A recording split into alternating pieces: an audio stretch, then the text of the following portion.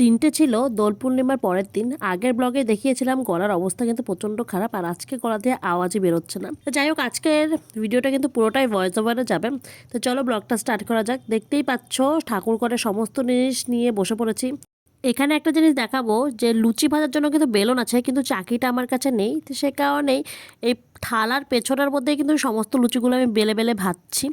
আর লুচি ভাজার সময় কিন্তু যদি লুচি না ফোলে তাহলে কিন্তু মনটা খারাপ হয়ে যায়, কিন্তু লাকিলি প্রত্যেক কটা লুচি কিন্তু খুব ভালোভাবে ফুলেছিল। আর লুচি ভাজা দেখতে, আর এই লুচিগুলো যখন বলের মতন ফুলে ওঠে না, সেটা একটা মনে আলাদাই শান্তি দেয় যে হ্যাঁ, ঠিকঠাক মতো লুচিটা ভাজতে পেরেছি।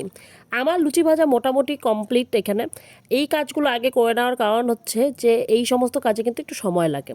এখানে আমি কাজ করছি আর এরা দুজনে মিলে বেশ সুন্দর এখানে গেম খেলছে। আমার আজকে একটু রান্না করতে করতে একটু লেটই হয়ে গেছিলো, কারণ আজকে যেহেতু টাইমের কোনো ব্যাপার নেই। এখানে বসিয়ে দিয়েছিলাম পনিরের রসা। পনিরের রসা এখানে মোটামুটি হওয়ার দিকেই। আর এখানে আজকে করব কিন্তু পোলাও। তো পোলাও করার জন্য আমি চালটা, গোবিন্দভোগ চালটাকে মাখিয়ে রেখে দিয়েছিলাম সমস্ত কিছু দিয়ে। কথা বলতে বলতে এখানে চাটনি, 3 রকমের ভাজা, লুচি, এদিকে পায়েসও কিন্তু আমার হয়ে গিয়েছিল। পনিরের রসাটা মোটামুটি হওয়ার দিকেই। এখন শুধুমাত্র যে ঘি দিয়ে দিলাম, বাস, আর একটু গরম মশলা ছিটিয়ে দিলেই কিন্তু পনিরের রসা আজকের মতন কমপ্লিট হয়ে যাবে। এটাকে নামিয়ে দেবো। আর এখানে আমার পোলাওটা কিন্তু এখন অবধি হয়নি। ঠাকুর ঘরে আমি এসে পুজো টুজো আগেই সকালবেলা আজকে করে নিয়েছিলাম। পুজো করার পরে আমি এদিকে জায়গাটা ক্লিয়ার করে রেখেছিলাম। আর এই হচ্ছে আমার শাশুড়ি মা। আজকে এনার হচ্ছে মৃত্যুবার্ষিকী, সে কারণে কিন্তু আজকের এই সমস্ত ভোগের আয়োজন। আমার কাছে যেহেতু কোনো রকম বড় কড়াই নেই, তো সেই কারণে আজকের পোলাওটাও কিন্তু আমি হাঁড়িতেই করব। আগের দিন আমি কিন্তু দোলের যে খিচুড়িটা সেটাও হাঁড়িতেই করেছিলাম, তো দেখলাম সেরকম কোনো অসুবিধা হচ্ছে না, তাই ভাবলাম পোলাওটাও হাঁড়িতেই করা যাক। আমি আজকে প্রথমবার হাঁড়িতে পোলাও করব। এমনিতে তো সাধারণত কড়াইতেই করি, দেখা যাক, আশা করি ভালোই হবে। আর এখানে কিন্তু আমি রসাটাও পাত্রের মধ্যে ঢেলে নিচ্ছি। নদু আর তিথি একদম রেডি রং খেলবার জন্য। ওরা শুধুমাত্র বসে আছে যে কখন ভোগ নিবেদন হবে, তারপরে কিন্তু ওরা রং খেলতে চলে যাবে আর কি। এখানে দেখতে পাচ্ছ ঠাকুরের মানে গোবিন্দকে ভোগ লাগানো হয়ে গেছে, পাশে আমার শাশুড়িকেও ভোগ লাগানো হয়ে গেছে। এখানে অনেকেই ভাবতে পারছো যে এরকমভাবে কেন লাগিয়েছি। আসলে আমার ঠাকুর ঘরের জায়গা একদমই কম, ঠাকুর আমার উপরের দিকে বসানো আর কি। তো সেই কারণে এই জায়গাটা এক্সটেন্ড করা হয়েছিল, যাতে কিনা কোনো সময় ভোগ ঠোক যদি দেওয়া হয় তাহলে জানি এই জায়গাটায় দেওয়া যায়। তো যথারীতি এই জায়গাটায় আমরা ভোগ দিয়েছি। ভোগের মধ্যে আজকে করেছিলাম পোলাও, 3 রকমের ভাজা, আলু পনিরের রসা, এখানে করেছিলাম পায়েস, লুচি, চাটনি, দই, মিষ্টি আর পান। তা এই ছিল ছোট্ট করে আমার ঠাকুরকে আর শাশুড়ি মাকে ভোগ নিবেদন। আচ্ছা, চলে আসে এবারে কিন্তু রং খেলার বিষয়। এখানে আগের দিন মানে দোল পূর্ণিমার দিন আমি আর তিথি নীল তো রং খেলেছিলাম, কিন্তু আমাদের এইদিকে কুচবিহারের দিকে দোল পূর্ণিমার দিন মনে করা হয় যে ঠাকুররাই দোল খেলে।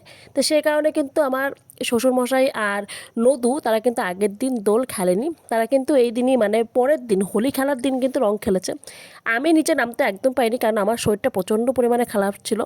এরা দুজন মানে 3জনে মিলেই কিন্তু রংটা খেলেছে, আর নীল এই সমস্ত ভিডিওটা করেছে, সেই জন্য মাঝে মাঝে ভিডিও কিন্তু একটা লম্বাও হয়ে গিয়েছে।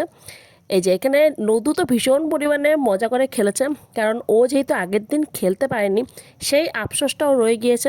পরের দিন তো প্রচুর পরিমাণে ও রং খেলেছে, সাথে সাথে তিথি কিন্তু বাবাকে প্রচুর পরিমাণে ভিজিয়েছে পিচকারি দিয়ে। এই যে দেখতেই পাচ্ছ, পিচকারি দিয়ে কিন্তু রাস্তার লোককেও দেওয়া হচ্ছে। মানে আমি ওকে বলছিলাম যে দেখে শুনে কাউকে দিও, এমন কাউকে দিও না যে রং খেলছে না, কিন্তু কার কথা কে শোনে, কাউকে না পেয়ে এখানে নিজেই নিজেকে ভিজাচ্ছে।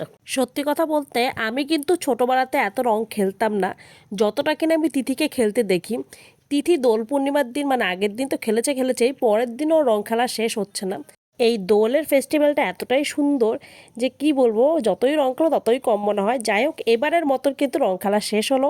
আগের দিন যে গুজিয়াটা এনেছিলাম সেটা কিন্তু আমি খাইনি, সেটা রয়ে গিয়েছিল আমার আর নীলেরটা, সেটা আমি রং খেলার পরে আর কি খেয়েছি।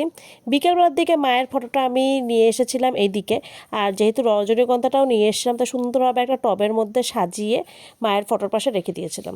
গলার অবস্থা যেহেতু প্রচণ্ড পরিমাণে খারাপ ছিল, তাই ভাবলাম একটু আদা চ করে খাওয়া যাক, আদা গোলমরিচ দিয়ে, যাতে গলাটার স্বর একটু মানে আমার বের হয়। প্রথমে চা দিয়ে আসলাম বাবাকে, আর বাবাকে চা দেওয়ার পর কিন্তু আমাদের 3 মূর্তির জন্য চা এখানে আমি ছেঁকে নিচ্ছি। আর 3 মূর্তি বলতে কিন্তু ওই আমি, নীল আর নদু। তো চা 3টে ছেঁকে নিয়ে একটা ট্রে বার করে নিলাম, কারণ 3টেই গরম গরম চা আমার 2 হাতে নিয়ে যাওয়া একদমই পসিবল না। সে কারণে চা 3টে সাজিয়ে বিস্কিটটা নিয়ে চললাম চা খেতে।